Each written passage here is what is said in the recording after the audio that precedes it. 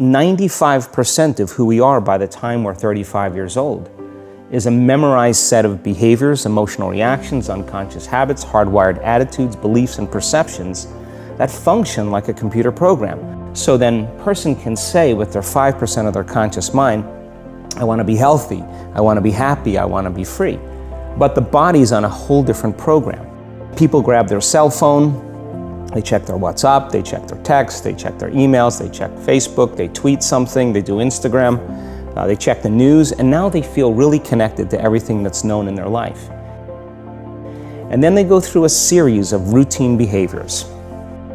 They get out of bed on the same side, they go to the toilet, they get a cup of coffee, they take a shower, they get dressed, they drive to work the same way, they do the same things, they see the same people, they push the same emotional buttons, and that becomes the routine, and it becomes like a program. So now they've lost their free will to a program, and there's no unseen hand doing it to them. So when it comes time to change, the redundancy of that cycle becomes a subconscious program. Most people then wait for crisis or trauma or disease or diagnosis. They wait for loss, some tragedy to make up their mind to change. And my message is, why wait? And you can learn and change in a state of pain and suffering, or you can learn and change in a state of joy and inspiration. And I think right now, the cool thing is that people are waking up. If you're not being defined by a vision of the future, then you're left with the old memories of the past, and you will be predictable in your life. How you think and how you feel creates your state of being. By closing your eyes and mentally rehearsing some action, if you're truly present, the brain does not know the difference between what you're imaging and what you're experiencing. So then you begin to install the neurological hardware in your brain to look like the event has already occurred. Now, your brain is no longer a record of the past. Now it's a map to the future. And if you keep doing it, priming it that way, the hardware becomes a software program, and who knows, you just may start acting like a happy person. And then I think the hardest part is to teach our body emotionally what the future will feel like ahead of the actual experience. The hardest part about change is not making the same choices you did the day before, period.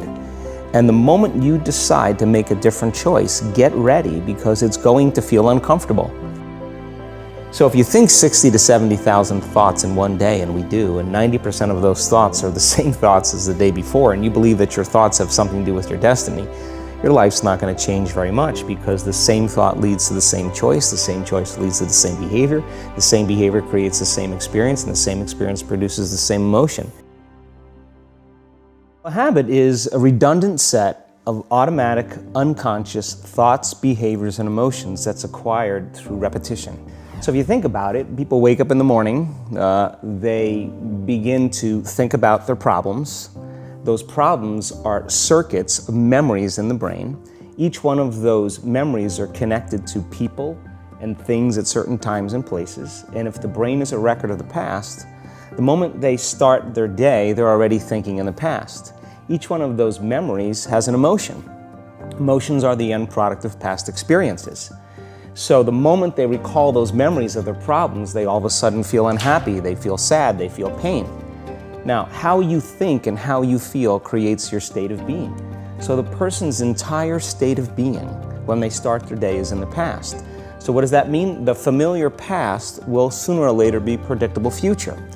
So if you believe that your thoughts have something to do with your destiny, and you can't think greater than how you feel, or feelings have become the means of thinking, by very definition of emotions, you're thinking in the past.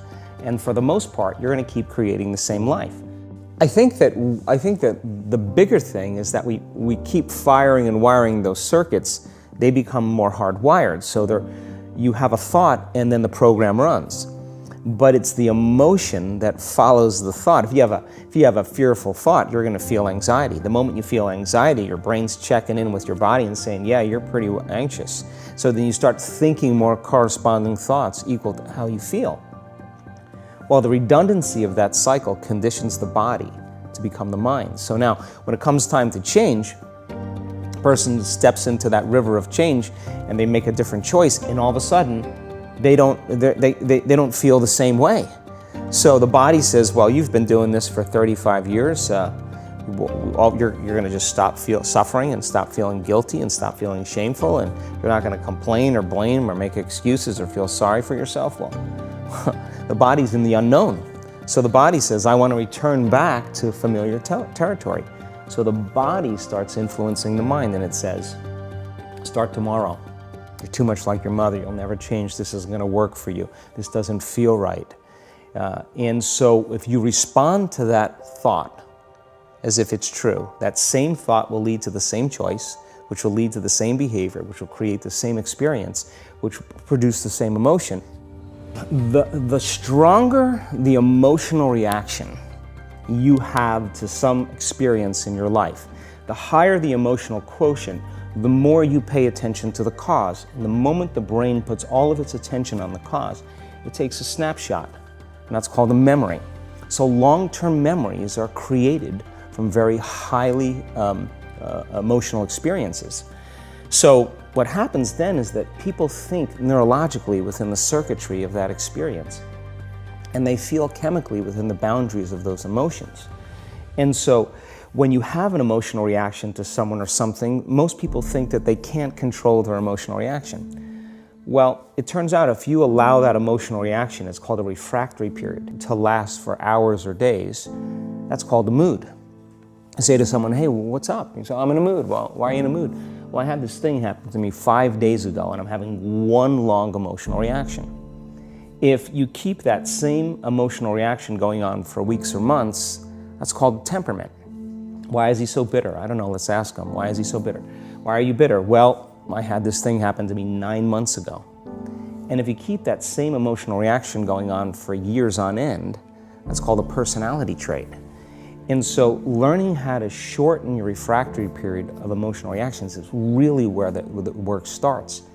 So then people, when they have an event, what they do is they keep recalling the event because the emotions of stress hormones, the survival emotions, are saying pay attention to what happened because you want to be prepared if it happens again. So as you become familiar with the thoughts, the behaviors, and the emotions of the old self, you're retiring that old self. As you fire and wire new thoughts and condition the body into a new emotional state, if you do that enough times, it'll begin to become familiar to you. So it's so important, just like a garden. If you're planting a garden, you got to get rid of the weeds. You got to take the plants from the past year and you got to pull them out. The rocks that sift to the top that are like our emotional blocks, they have to be removed. The soil has to be tenderized and broken down. We have to make room to plant a new garden. So primarily, we learn the most about ourselves and others when we're uncomfortable. All organisms in nature can tolerate short-term stress. You know, a deer gets chased by a pack of coyotes. When it outruns the coyotes, it goes back to grazing and the event is over. And the definition of stress is when your brain and body are knocked out of balance, out of homeostasis. The stress response is what the body innately does to return itself back to order. So you're driving down the road, someone cuts you off, you jam on the brakes, you give them the finger, and then you settle back down and the event is over and boom, now everything's back to normal. But what if it's not a predator that's waiting for you outside the cave, but what if it's your coworker sitting right next to you?